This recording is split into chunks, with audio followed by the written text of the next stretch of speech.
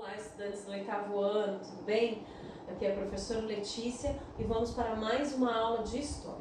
Nessa aula vamos trabalhar sobre a Revolta dos Malês, retomando alguns conceitos também das nossas aulas passadas com a habilidade EF08HI28, identificar as características das revoltas negras no Brasil no século XIX, principalmente a Revolta dos Malês, e analisar os seus impactos na ordem escravocrata então vigente. Nessa aula, nós iremos compreender algumas características da Revolta dos Malês e quais foram as suas consequências, em que contexto aconteceu, aonde ocorreu, quando ocorreu, para que possamos entender aí essas revoltas que aconteciam no período de escravidão vigente no nosso país. País em que vivia o período regencial.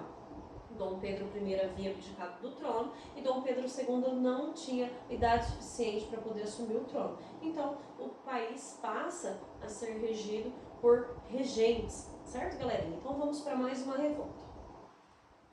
A Revolta dos Malês foi uma revolta de escravos que aconteceu em Salvador, na Bahia, em 1835.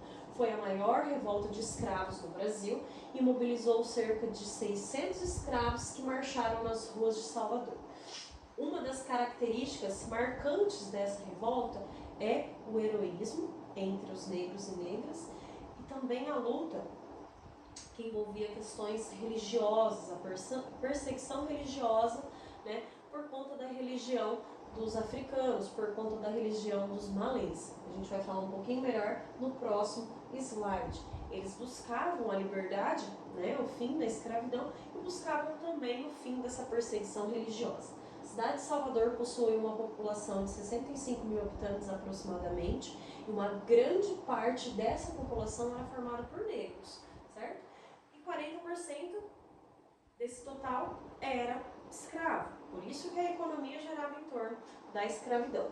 Dessa população, parte dessa população era formada por africanos de origem muçulmana, é aí que entra a questão religiosa, os nagôs e urubás e os alçaus. Esses africanos ficaram conhecidos no Brasil como malê, que provém da língua iorubá, da palavra imalê, que significa muçulmano. Os senhores de escravos, assim como a sociedade baiana, não estavam acostumados a lidar com negros tão apegados às suas raízes, porque quando os negros chegavam aqui, eles eram obrigados a esquecer todos os seus hábitos culturais, as questões religiosas, não havia liberdade religiosa. O país tinha como religião oficial o catolicismo. Então, aquele negro que permanecesse com as suas culturas, com sua raiz ligada ao continente africano, ele seria punido por isso.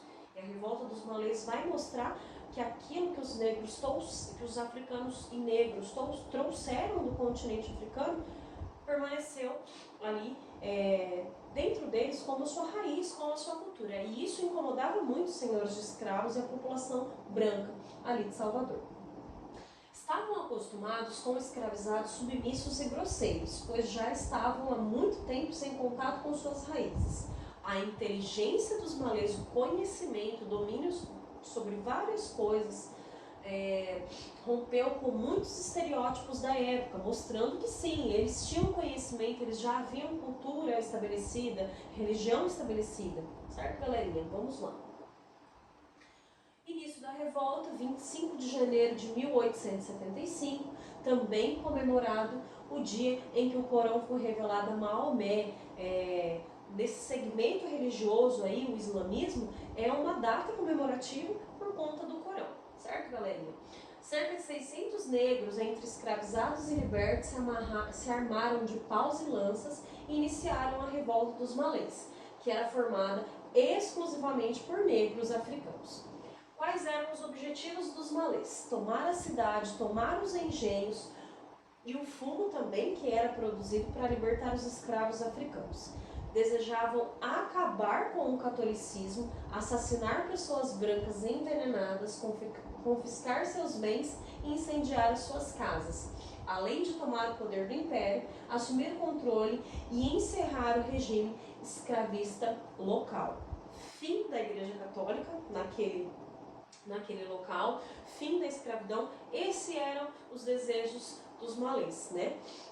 Então vamos lá. Quais foram as consequências? Óbvio que essa revolta ela foi suprimida, né? De uma maneira muito violenta. 70 negros foram mortos, outros tentaram fugir pelo mar, mas também foram capturados, né? Muitos foram açoitados, outros foram deportados para outros lugares do Brasil e da África, outros permaneceram presos, mas um dos principais líderes, o Pacífico Licutã, que recebeu 1.200 chibatadas referente à pena de morte.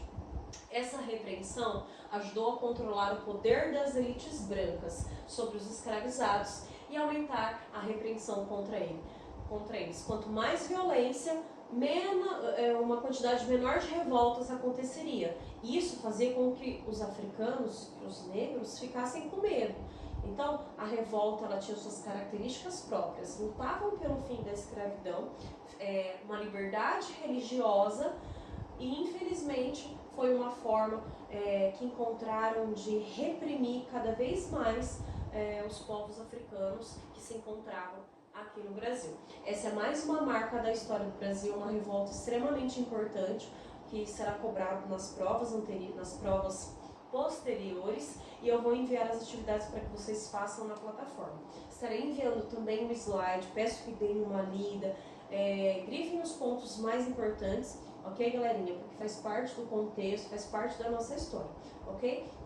Qualquer dúvida, estou à disposição e até mais, pessoal. Muito obrigada!